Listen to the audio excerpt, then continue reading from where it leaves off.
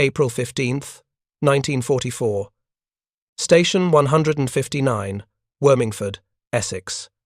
The morning briefing ended with an order that made several pilots exchange nervous glances across the operations room. Lieutenant Colonel Elwyn Righetti watched as the intelligence officer pulled back the curtain covering the mission map. Instead of the familiar high-altitude escort tracks stretching toward Berlin or Munich, red lines dropped from medium altitude straight down to airfield symbols scattered across occupied France and Western Germany. Operation Jackpot. The systematic destruction of the Luftwaffe on the ground. If you're enjoying this deep dive into the story, hit the subscribe button and let us know in the comments from where in the world you are watching from today. Major James Howard, recently awarded the Medal of Honor for single-handedly defending a bomber formation, understood the mathematics immediately. At 25,000 feet, escorting flying fortresses through flak and fighters, his P-51 Mustang was a predator. At 200 feet above a German airfield, dodging tracers from quadruple-mounted 20mm flak guns, that same aircraft became extraordinarily vulnerable. The liquid-cooled Packard Merlin engine, with its exposed coolant jacket and intricate plumbing, could be punctured by a single rifle-caliber round.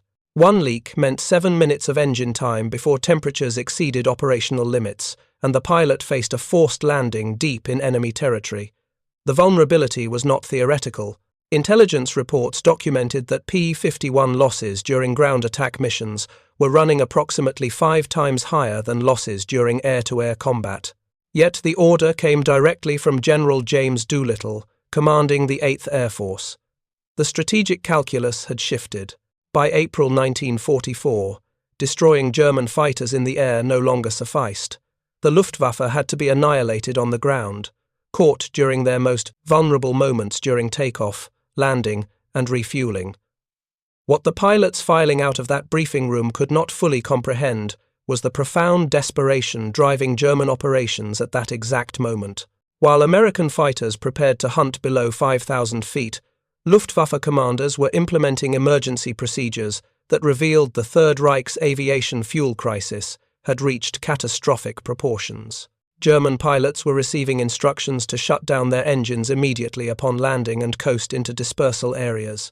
Ground crews were ordered to push aircraft by hand into camouflaged revetments rather than taxi them. Non-combat flights were restricted to dawn and dusk only, the brief twilight windows when Allied fighters were least likely to appear. These were not the actions of an air force conserving resources. These were the desperate measures of an organization bleeding to death from fuel starvation, while simultaneously facing an enemy that had discovered how to exploit that weakness with devastating precision. The transformation had begun 3 weeks earlier, on May 12, 1944, when 316 B-17 flying fortresses of the 8th Air Force struck the Leuna synthetic oil plant near Merseburg, Germany. The raid represented a fundamental shift in Allied strategic bombing priorities. For months, American heavies had pounded aircraft factories, ball-bearing plants, and transportation networks. But the oil campaign would prove far more decisive than any previous target set. Albert Speer, Reich Minister of Armaments and War Production, understood the implications immediately. In a meeting with Adolf Hitler following the first major oil plant attack, Speer stated plainly that the Allies had struck Germany at one of its weakest points. If the attacks continued, he warned, fuel production would cease to be meaningful within months.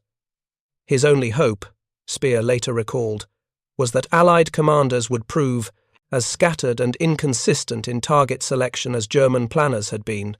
That hope proved futile. Between May and September 1944, Allied bombers executed a relentless campaign against oil production facilities throughout Germany and occupied territories. The results were catastrophic for the Luftwaffe. Aviation fuel production plummeted from 180,000 tons per month in March 1944 to merely 20,000 tons by November. Germany's synthetic fuel plants, laboriously constructed over years to compensate for the Reich's lack of natural petroleum reserves, were systematically destroyed faster than repair crews could restore them. The fuel crisis created a vicious tactical trap for Luftwaffe fighter units. To conserve fuel, German fighters could not afford extended patrols or high-altitude climbs. They had to wait on the ground until Allied bomber formations were positively identified approaching their sectors, then scramble rapidly for short-duration intercepts before fuel exhaustion forced landing. This doctrine, born of desperate necessity, meant that German fighters spent most of their operational day parked on airfields, engines cold, pilots waiting in cramped cockpits or nearby ready rooms for the alarm bell.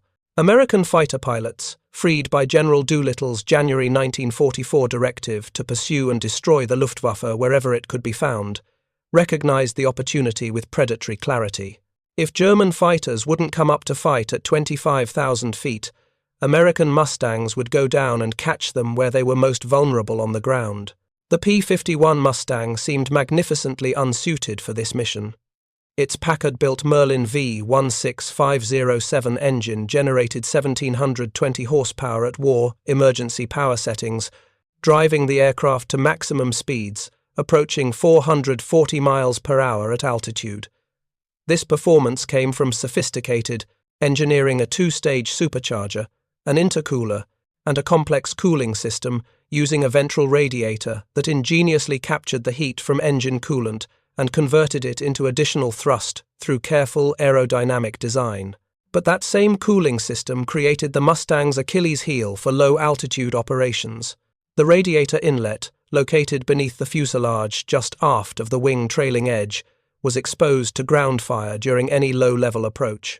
The coolant lines, running from the engine through the fuselage to the radiator and back, represented hundreds of feet of vulnerable plumbing.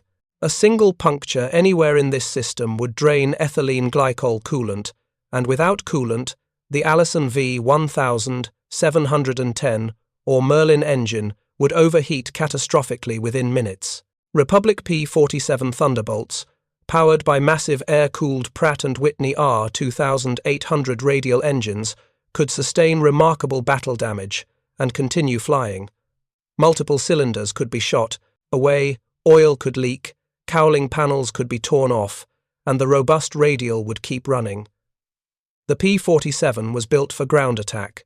The P-51, by contrast, was an exquisite high-altitude interceptor being repurposed for a mission that exposed its fundamental vulnerability.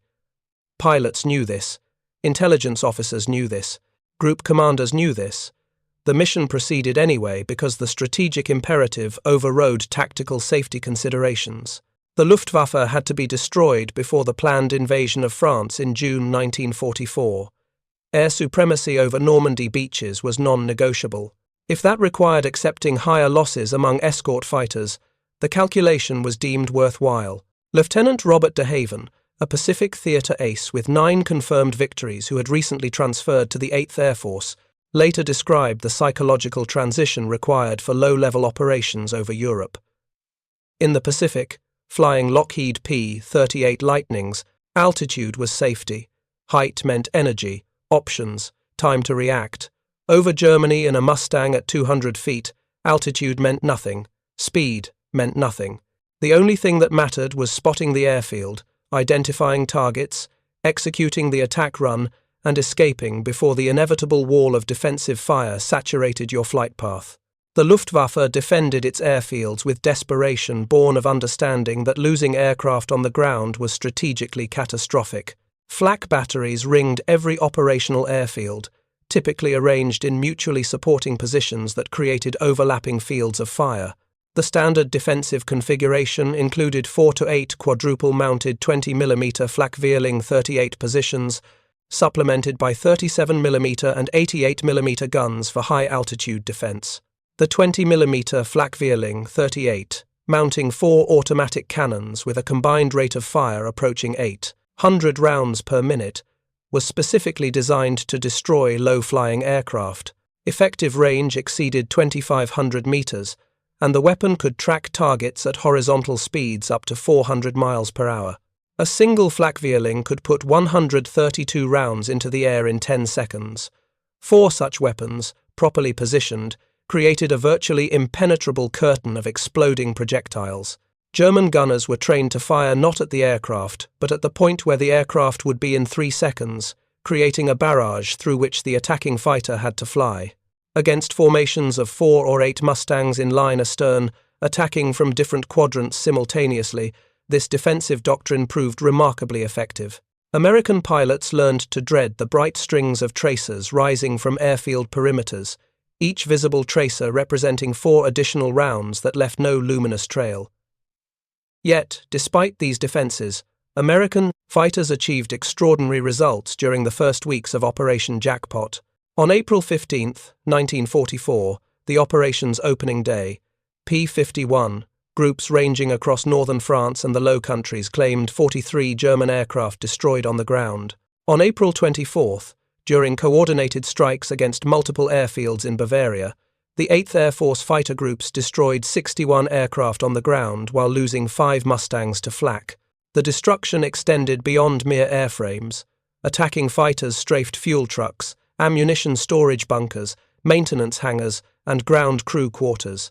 A single well-aimed burst into a fuel bowser created a fireball that could destroy nearby aircraft, spread fire across parking areas, and trigger secondary explosions that rendered entire airfields temporarily unusable. The psychological impact on German ground personnel was severe. Luftwaffe maintenance crews, already working extended shifts to keep a shrinking fighter force operational, now faced the additional stress of random attacks that could occur at any moment during daylight hours.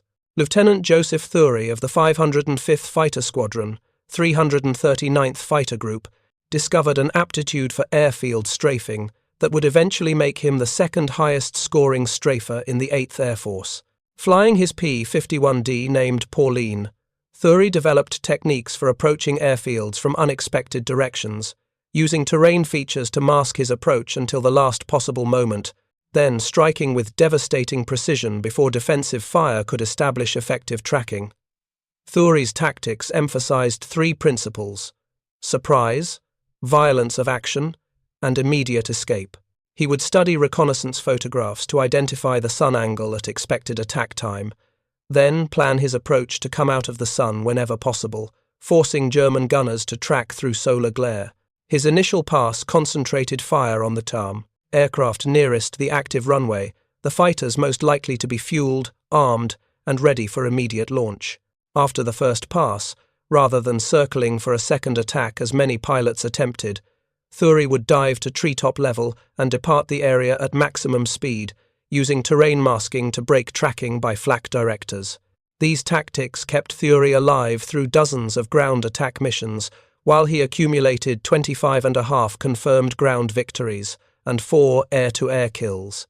His tally placed him second only to Captain Elwyn Righetti of the 55th Fighter Group, who would achieve 27 ground victories before being shot down and killed on April 17, 1945, during a strafing mission near Dresden. The 505th Fighter Squadron, Thury's unit, became specialists in airfield interdiction. The squadron's distinctive red and white checkered nose markings became dreaded symbols to Luftwaffe personnel across Western Germany. During the unit's operational deployment from April 1944 through April 1945, the 505th destroyed twice as many German aircraft on the ground as in the air, a ratio that reflected both the effectiveness of ground attack tactics and the growing reluctance of German pilots to engage in air combat unless holding overwhelming tactical advantage. But the American pilots paying the highest price for Operation Jackpot were the replacement pilots arriving in theatre with minimal combat experience. Second Lieutenant James Ragsdale McCutcheon reported to the 55th Fighter Group at Wormingford on August 3, 1944. 9 days later, he was dead. The mission on August 12 was a fighter-bomber strike against the marshalling yards at Ars, France, southwest of Metz. Each P-51 carried 2 500-pound general-purpose bombs under the wings. The tactical plan called for a dive-bombing attack from 7,000 feet, dropping to 2,500 feet for bomb, release, then pulling off sharply and immediately beginning strafing, runs against any targets of opportunity, locomotives, rolling stock, or military vehicles. Captain Lanoy Anderson, flying as flight leader, reported that Lieutenant McCutcheon followed him down through the initial dive, released his bombs, and began the recovery pull. Then McCutcheon's aircraft disappeared. No one saw him hit. No one heard a radio call. The subsequent search found wreckage scattered across a half-mile area near the target. German ground fire, likely from light flak or even small arms, had evidently struck McCutcheon's aircraft during the vulnerable seconds of bomb release when the P-51 was flying straight and level, fully exposed. McCutcheon had been 20 years old. He had flown combat missions for 9 days. Pilot losses in the 55th Fighter Group during summer 1944 were running above 50%, meaning that a replacement pilot arriving at the unit had a greater than even chance of being killed, wounded, captured, or listed missing before completing a combat tour. These losses, while grievous, were deemed acceptable because the strategic results vindicated the tactical risk. By May 21, 1944, Operation Jackpot expanded beyond airfield attacks to include Operation Chattanooga, systematic interdiction of German rail transportation.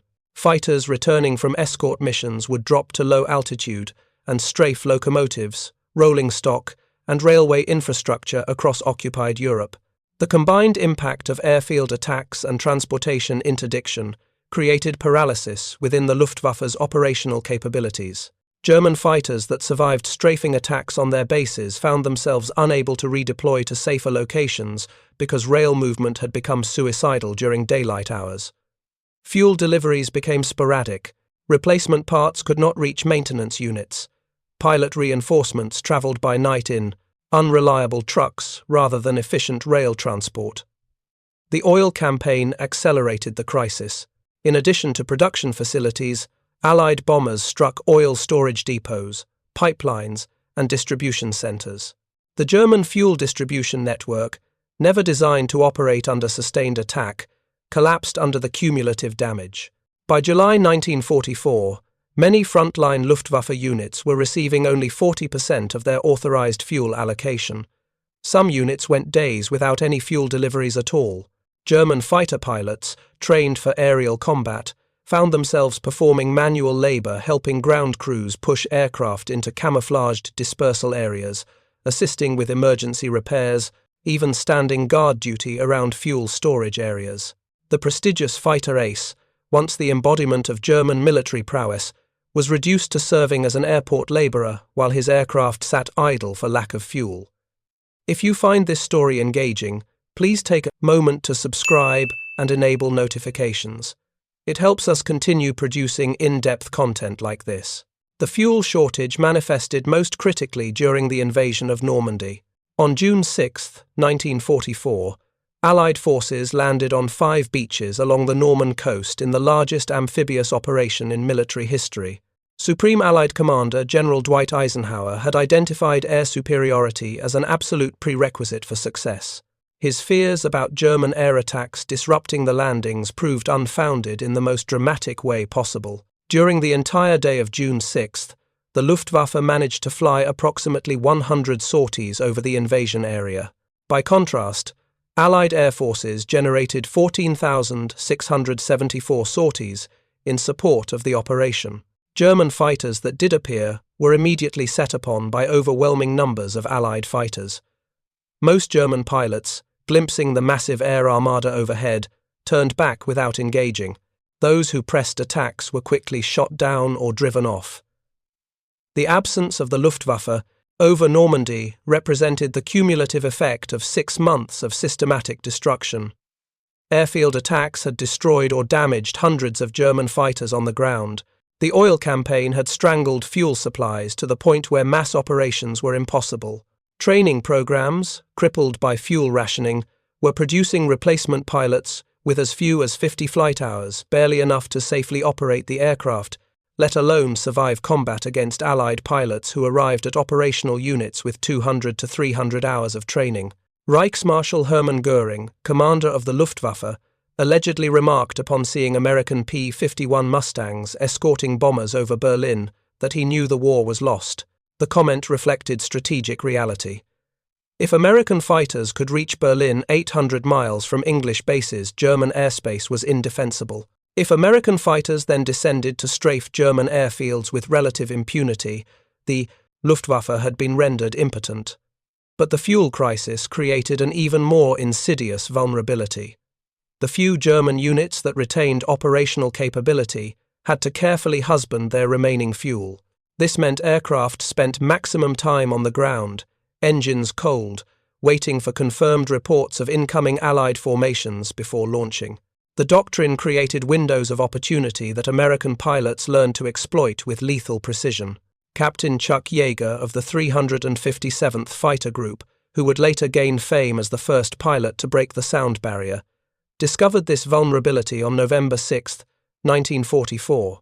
Leading a flight near Essen, Germany, Yeager's formation encountered several Messerschmitt Me-262 jet fighters, the Luftwaffe's revolutionary new jet-powered interceptor capable of speeds exceeding 550 miles per hour. The Me-262 was the fastest operational aircraft in the world. In level flight, no Allied fighter could catch it. The jets could accelerate away from pursuing Mustangs with contemptuous ease, but the Jumo 004 axial flow turbojet engines that provided this extraordinary performance had severe limitations. Throttle response was agonizingly slow. Moving the throttle from idle to full power required several seconds, during which the pilot had to advance the lever carefully to avoid compressor stalls that would flame out the engine. More critically, the engines produced insufficient thrust at low speeds. During takeoff and landing, when airspeed was minimal, the Me-262 was uniquely vulnerable. Yeager watched the German jets disappear into cloud cover, using their superior speed to escape. Rather than pursue futilely at altitude, Yeager dropped below the clouds and began searching for airfields. Years of training as a hunter in the West Virginia mountains had given Yeager exceptional visual acuity, 2010 vision that allowed him to spot details other pilots missed. He found what he was, looking for near Achmer Airfield. A lone Me-262 was on final approach, gear down, flaps extended, airspeed bleeding off toward landing speed. The jet was perhaps 50 feet above the runway threshold. Yeager dove toward the airfield at maximum speed, ignoring the streams of tracer fire from defensive positions. At 500 miles per hour and 500 feet altitude, Yeager opened fire with his 650 caliber machine guns. The combined rate of fire, nearly 6,400 rounds per minute, created a devastating concentration of fire that struck the Me-262's wings and fuselage. The German pilot had no options. Too low to maneuver, too slow to accelerate away. Committed to landing, he could only watch death approaching from his 6 o'clock position. Yeager's burst was precise and lethal. The Me-262 exploded in flames and crashed several hundred feet short of the runway into a wooded area. Yeager pulled up sharply, reversed course at treetop level to avoid flak, and departed the area before German gunners could establish effective tracking. The engagement earned Yeager a Distinguished Flying Cross and established him as one of the first Allied pilots to shoot down a German jet fighter. But more significantly, it validated a tactical doctrine that would be employed repeatedly during the final months of the war. Me-262 jets were nearly invulnerable in flight, but could be destroyed during takeoff and landing when their slow acceleration and poor low-speed handling made them easy targets. Allied intelligence identified German jet bases and stationed fighter patrols near them during likely operational hours. P-51 pilots would orbit at medium altitude beyond range of airfield defenses, waiting for jets to appear. When Me-262 seconds attempted to take off or land, Mustangs would dive in for quick strafing passes. The tactic, though dangerous due to concentrated flak defenses, proved remarkably effective. More Me-262 seconds were destroyed on the ground or during takeoff and landing than were shot down in air-to-air combat. Lieutenant Urban Drew of the 361st Fighter Group shot down 2 Me-262 seconds during a single mission on October 7, 1944, catching both jets during their vulnerable takeoff sequence. On February 25, 1945, pilots of the 55th Fighter Group surprised an entire staffel of Me-262 seconds at takeoff from a base in Bavaria and destroyed 6 jets before they could climb to operational altitude. Lieutenant Colonel Hubert Zemke, the legendary P-47 ace who had transferred to flying Mustangs, claimed an Me-262 that gun camera footage suggested might have been misidentified, but the important point was that even experienced German jet pilots were vulnerable during ground operations. The systematic destruction of the Luftwaffe on the ground accelerated through autumn and winter 1944. American pilots developed increasingly sophisticated tactics for airfield attacks. Rather than simply strafing parked aircraft, fighter groups began coordinating multi-flight attacks that would hit airfields from multiple directions simultaneously, overwhelming defensive fire and preventing German fighters from launching. The 4th Fighter Group, one of the most successful units in the 8th Air Force, executed a mission in April 1945 that exemplified mature airfield attack doctrine. 24 P-51 seconds approached a German airfield in eastern Germany at 20,000 feet, appearing to be a routine escort flight passing overhead. Then, without warning, the formation split into 6 flights of 4 aircraft each. 3 flights dove toward the airfield from the north, east, and west simultaneously. 2 flights remained at altitude as top cover to intercept any German fighters that might attempt to intervene. The 6th flight circled to attack the airfield from the south after the initial assault, catching defenders while they were focused on the first wave. The attack lasted 4 minutes. American pilots destroyed 19 German aircraft on the ground, damaged a fuel storage depot, and strafed 3 fuel trucks. 2 P-51 seconds were damaged by flak, but both returned to base. The Germans lost nearly 20% of their operational fighters at that base, in an attack that consumed 4 minutes of combat time and perhaps 20 minutes of total mission duration. These missions were physically and psychologically exhausting for American pilots.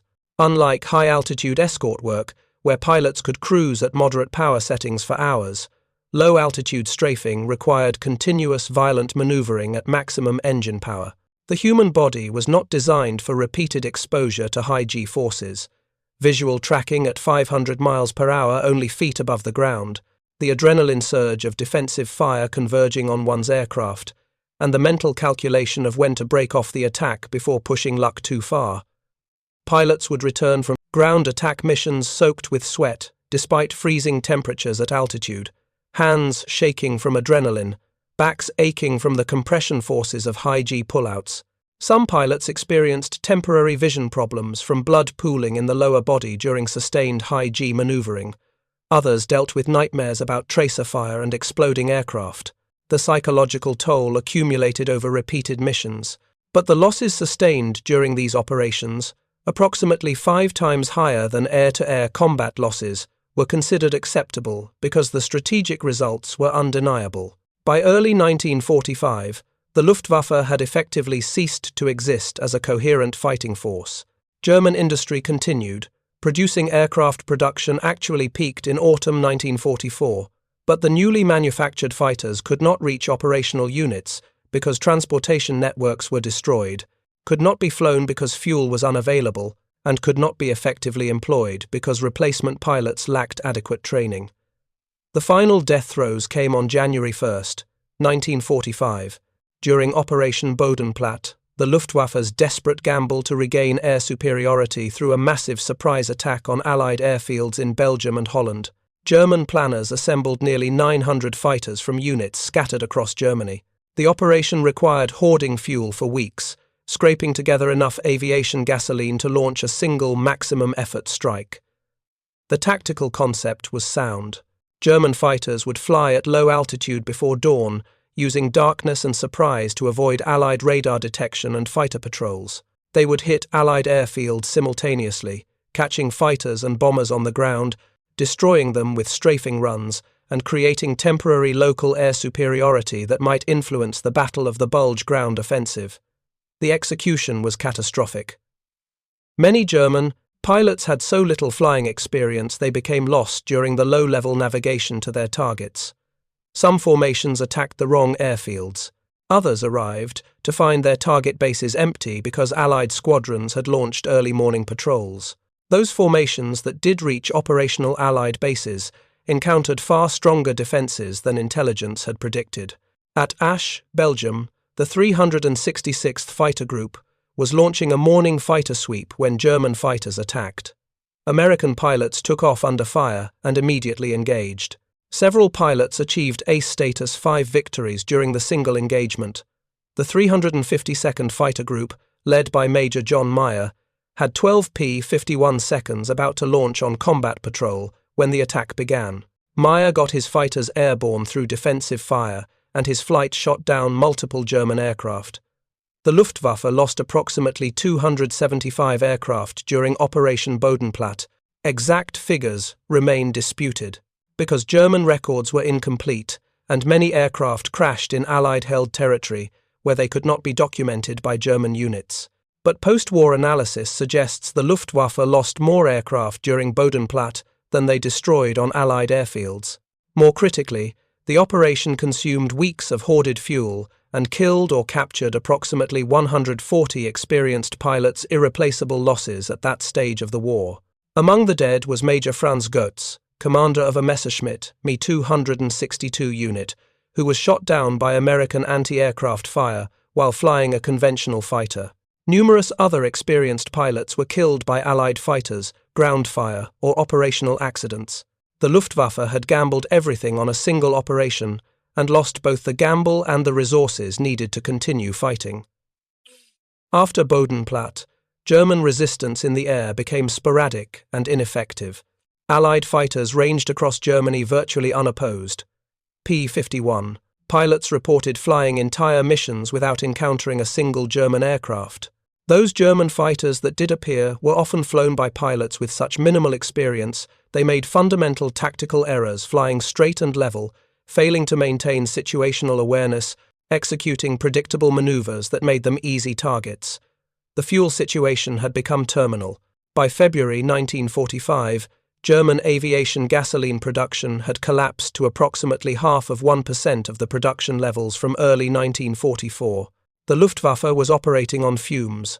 Training flights ceased entirely. Even experienced units received only enough fuel for the most critical missions.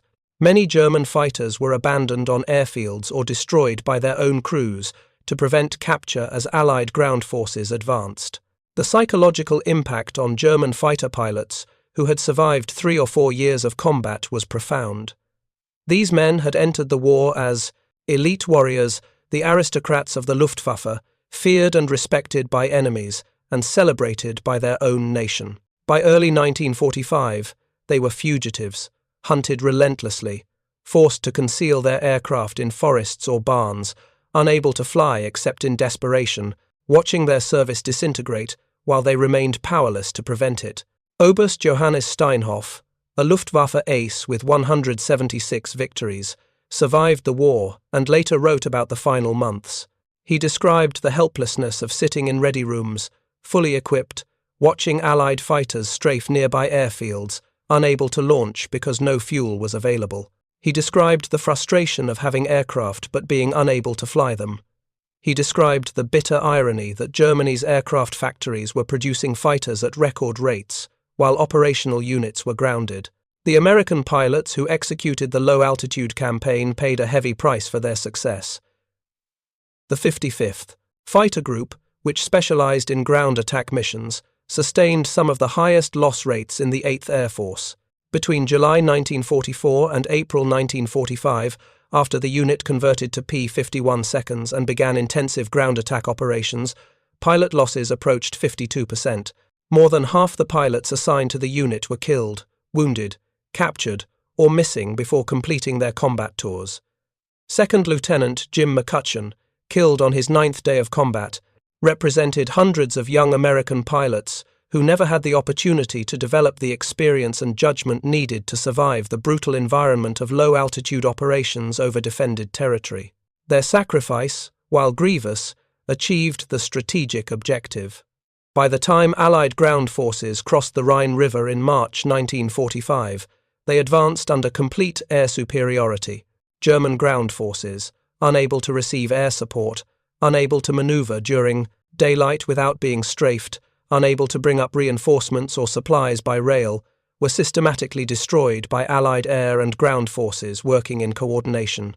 The final statistics of the ground attack campaign are difficult to compile precisely because records from different units use different classification systems, and because ground victories were often shared among multiple pilots. But post-war analysis suggests that P-51 units in the 8th, 9th, and 15th Air Forces destroyed approximately 4,950 enemy aircraft in air-to-air combat and more than 4,100 enemy aircraft on the ground. The combined total exceeded 9,000 German aircraft, destroyed, an achievement that represented the systematic annihilation of the Luftwaffe. The 505th Fighter Squadron, which specialized in airfield strafing, destroyed twice as many German aircraft on the ground as in the air, a ratio that reflected both the squadron's tactical focus and the reality that by mid-1944, German fighters were more likely to be found parked on airfields than flying at altitude. Lieutenant Joseph Thury's 25.5 ground victories made him the second highest scoring strafer in the 8th Air Force. Captain Elwyn Righetti's 27 ground victories made him the highest, though Righetti would not survive to see victory in Europe, killed on April 17, 1945, during a strafing mission. The human cost of the ground attack campaign extended beyond American pilots to German ground personnel. Luftwaffe mechanics, armourers, and support staff were killed in substantial numbers during airfield attacks. Unlike combat pilots who could bail out if their aircraft was hit, ground crews working on parked aircraft had no protection when strafing attacks began. The psychological trauma to survivors was severe. Men who had witnessed colleagues torn apart by 50 caliber fire often refused to work on aircraft in exposed positions, forcing the Luftwaffe to develop elaborate camouflage and dispersal procedures that reduced operational efficiency. The strategic bombing campaign against oil production, combined with the tactical campaign of airfield attacks and transportation interdiction, created a synergistic effect that German commanders proved incapable of countering. Without fuel, aircraft could not fly. Without the ability to defend airfields, fuel supplies could not be protected. Without secure transportation networks, what little fuel remained could not reach operational units. The system collapsed under cumulative pressure, applied simultaneously to multiple critical nodes. Albert Speer, in his post-war interrogations, stated that the oil campaign had been the decisive factor in Germany's defeat. According to Speer, 98% of Germany's aircraft fuel plants were out of production by late 1944. Without fuel, the Wehrmacht could not conduct mobile warfare. Without fuel, the Luftwaffe could not defend German airspace. Without fuel, training programs could not produce replacement pilots. The Third Reich, despite possessing millions of soldiers and thousands of tanks and aircraft, was paralyzed for lack of petroleum.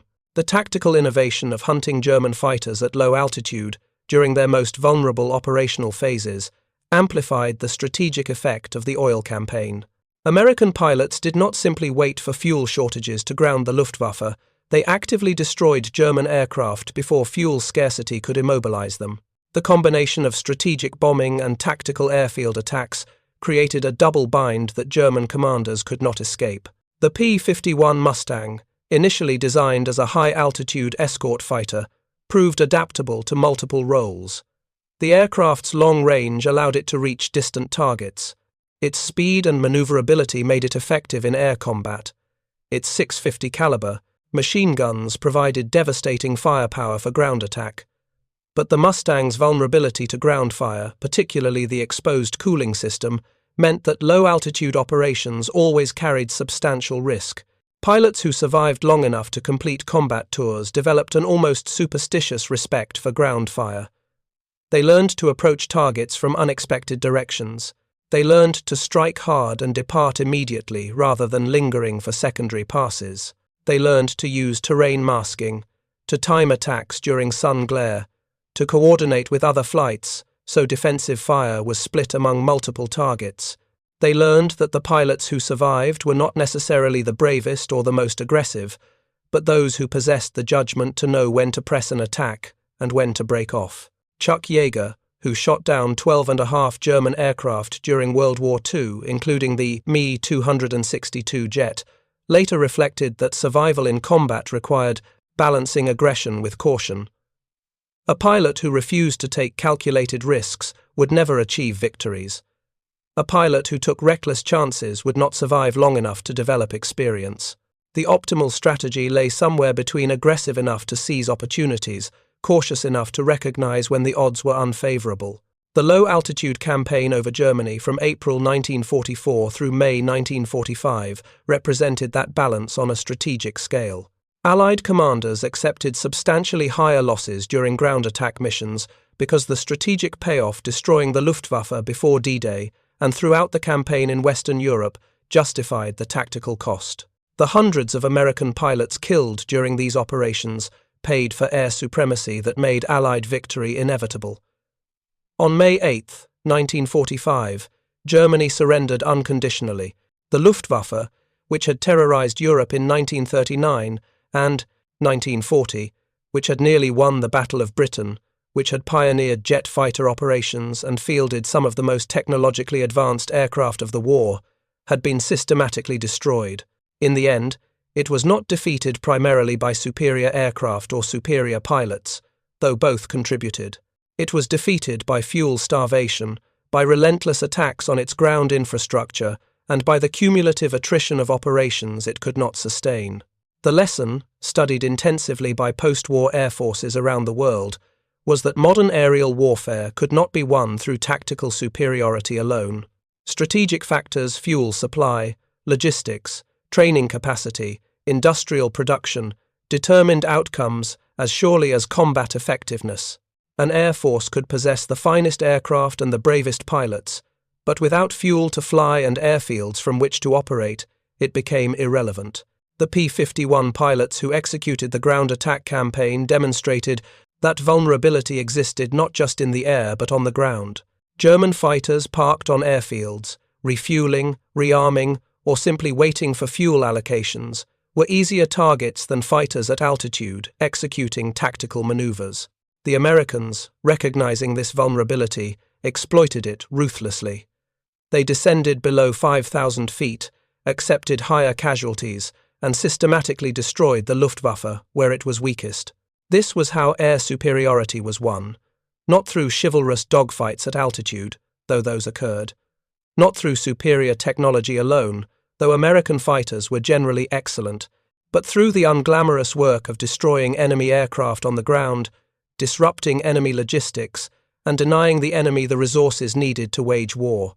The pilots who flew these missions, men like Lieutenant McCutcheon, who died on their 9th day of combat, men like Lieutenant Thury, who survived dozens of ground attack missions, men like Captain Yeager, who combined tactical brilliance with survivability, achieved a strategic objective that changed the course of the war. By May 1945, the Luftwaffe that had once ruled European skies was gone. Its aircraft were scattered in wreckage across hundreds of airfields. Its pilots were dead, captured, or scattered. Its fuel reserves were exhausted. Its training infrastructure was destroyed. Its operational capacity was zero.